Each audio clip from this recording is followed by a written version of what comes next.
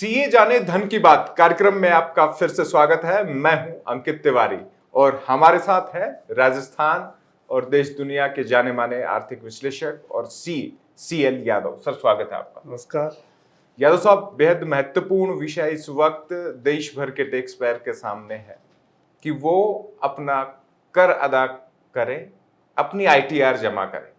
बेहद महत्वपूर्ण विषय भारत की अर्थव्यवस्था के लिए भी है और जो टैक्स प्रणाली में सीधे तौर पर जो चेहरे गिने जाते हैं उनके संख्या बल के लिहाज से भी है।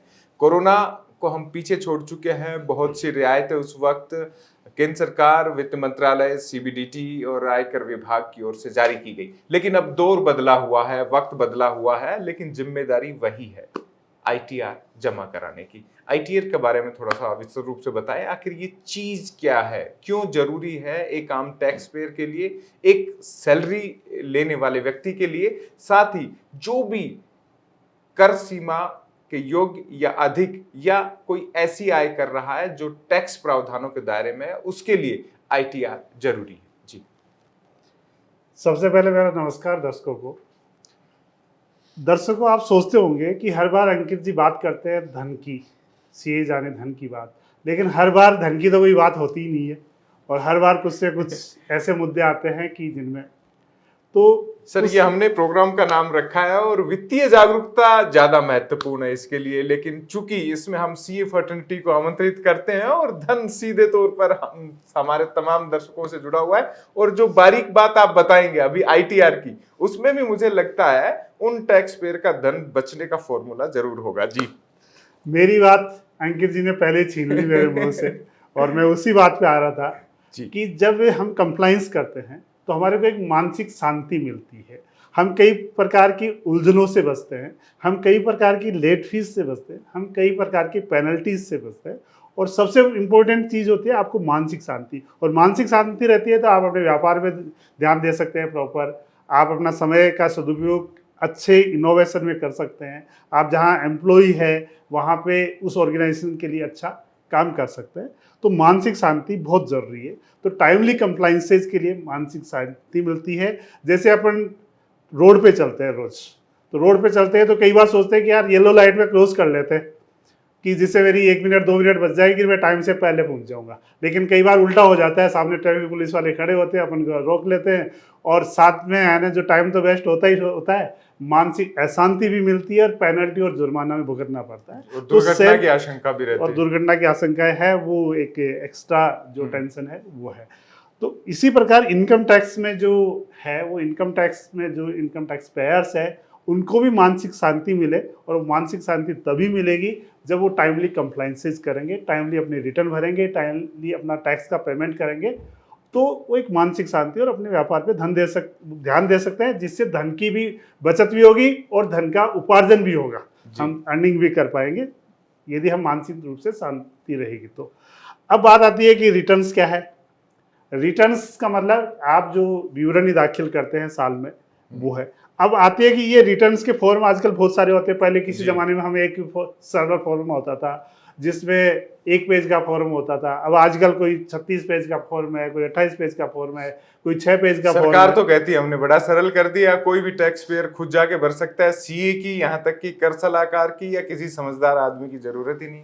सिर्फ कहने और जब आवास्ता पड़ता है तो कथनी और करनी में बहुत फर्क होता है। जब आवास्ता पड़ता है तो पता चलता है कि 36 पेज का फॉर्म आ रहा है, बहुत सारी उसमें इन्फॉर्मेशन आ रही।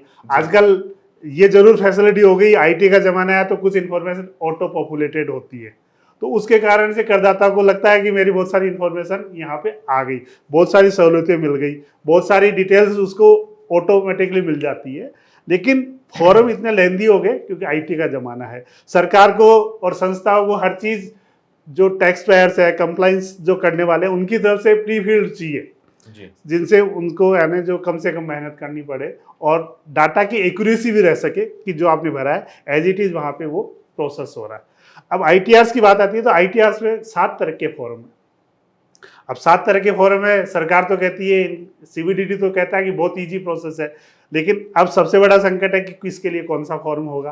तो नंबर 1 फॉर्म की बात करते हैं जिसको अपन सहज फॉर्म कहते हैं, आईटीआर 1।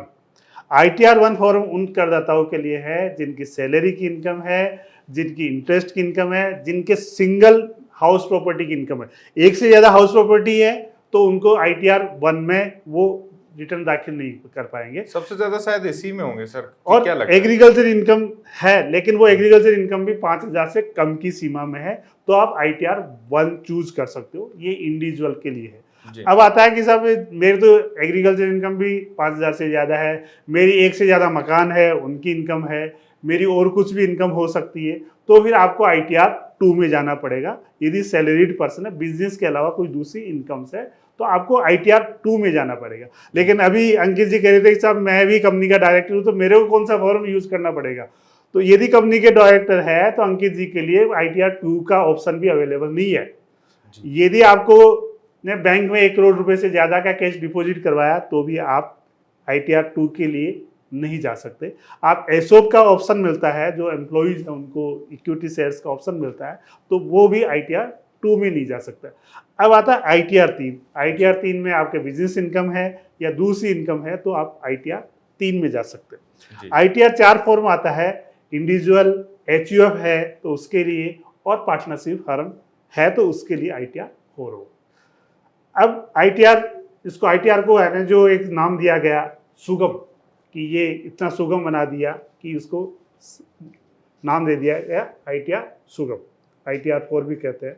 इसके बाद में आता है ITR 5 जी। तो जो व्यक्ति ये चार तरह के फॉर्म में कवर नहीं हो रहे, जिनकी रिटर्न कंपनी नहीं है, जिनकी रिटर्न ITR 7 में नहीं जाती है, उनके लिए ITR फॉर्म आता है 5 आता है।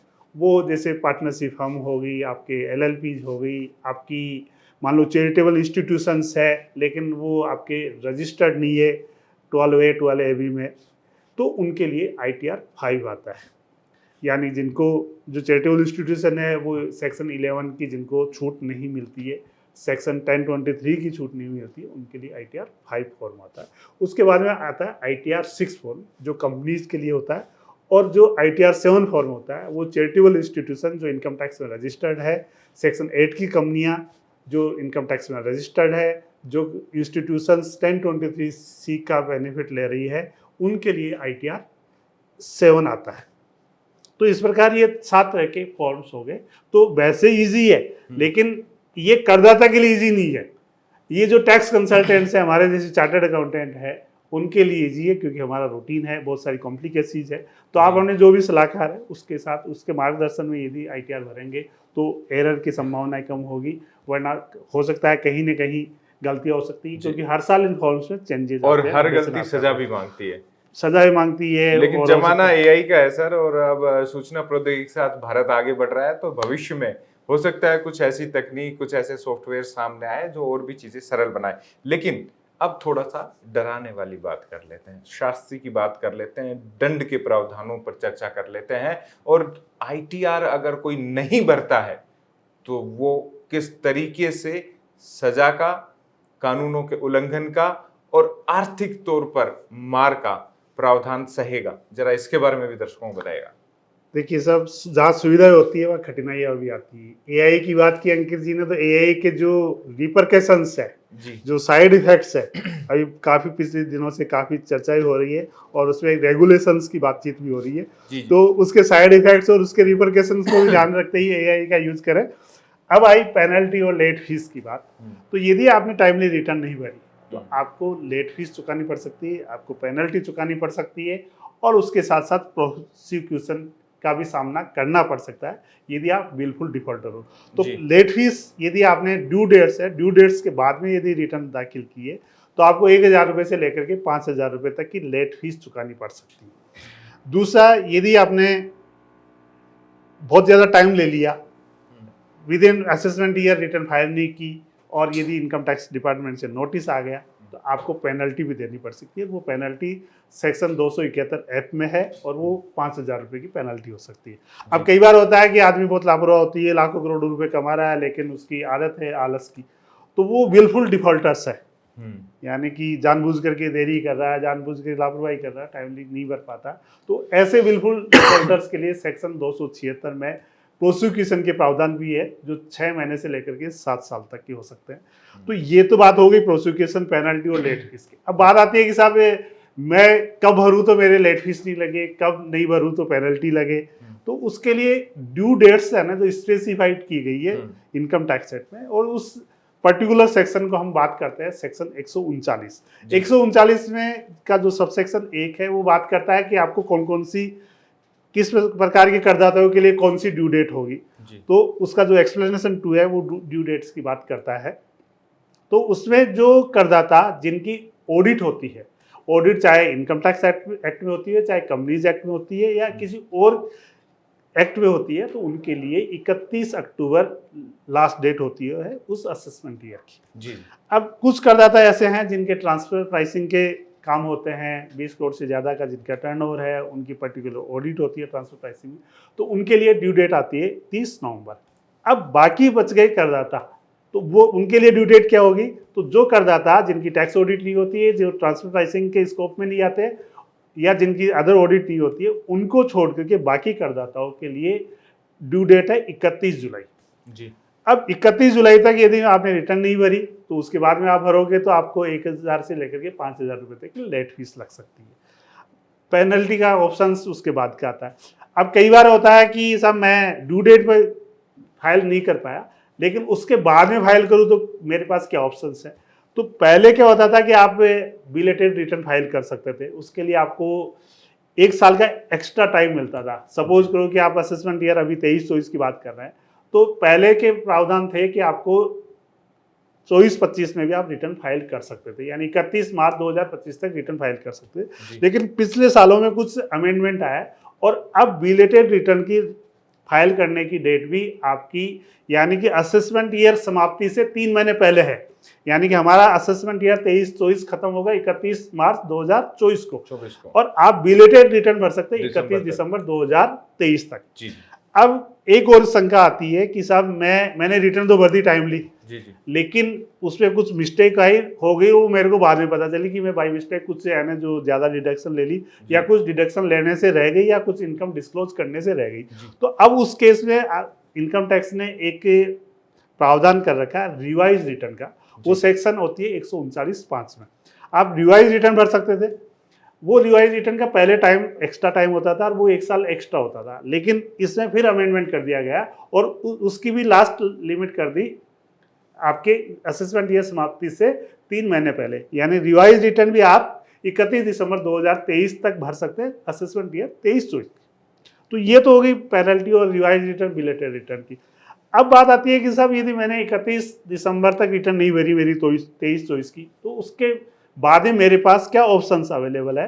तो 1 अप्रैल यानी कि पिछले बजट में 22 के बजट में एक प्रोविजन लाया गया था और उसमें अपडेटेड रिटर्न्स का प्रोविजन आया। अब आप मान लो कि ड्यू डेट के बाद में रिटर्न जा सकते हो तो उसमें लेट फीस है, लेकिन ड्यू डेट भी निकल गई, उसके बाद में रिटर्न भरना चाहते हैं तो फिर आप अपडेटेड रिटर्न्स का ऑप्शन जा सकते हैं। इसकी अपन कभी बात करेंगे अपडेटेड रिटर्न में, इसमें बहुत सारे प्रावधान है। तो ये मोटा मोटी आपकी लेट फीस की है, पेनल्टीज की है। अब एक इश्यू और आता है कि किन किन करदाताओं के लिए, किन किन व्यक्तियों के लिए रिटर्न भरना कंपलसरी है। कि मेरी इनकम तो साहब 2.5 लाख से ज़्यादा की नहीं है। 2.5 लाख से की इनकम का मतलब है कि आपकी जो भी डिडक्शंस है उस डिडक्शन को लेस करके हम जो बैलेंस इनकम यदि 2.5 लाख से ज़्यादा है तो हमारी टैक्सेबल टोटल इनकम मानी जाएगी, और 2.5 लाख से ज़्यादा है तो फिर हमारे को रिटर्न भरना कंपलसरी। अब ठीक है कि सर मेरी इनकम तो 2.5 लाख से ज़्यादा नहीं है, मेरा बिजनेस लॉस है या किसी और कारण से मेरी डिडक्शन ही इतनी हो गई कि मेरी इनकम 2.5 लाख को क्रॉस नहीं कर पा रही, तो क्या मेरे को रिटर्न भरना फिर भी कंपलसरी है? उसके लिए कुछ प्रोविजंस सरकार ने किए हैं, सीबीडीटी ने किए हैं कि यदि आपने बैंक में 1 करोड़ रुपए से ज़्यादा का कैश डिपॉजिट करवाया है तो आपको रिटर्न भरना कंपलसरी है।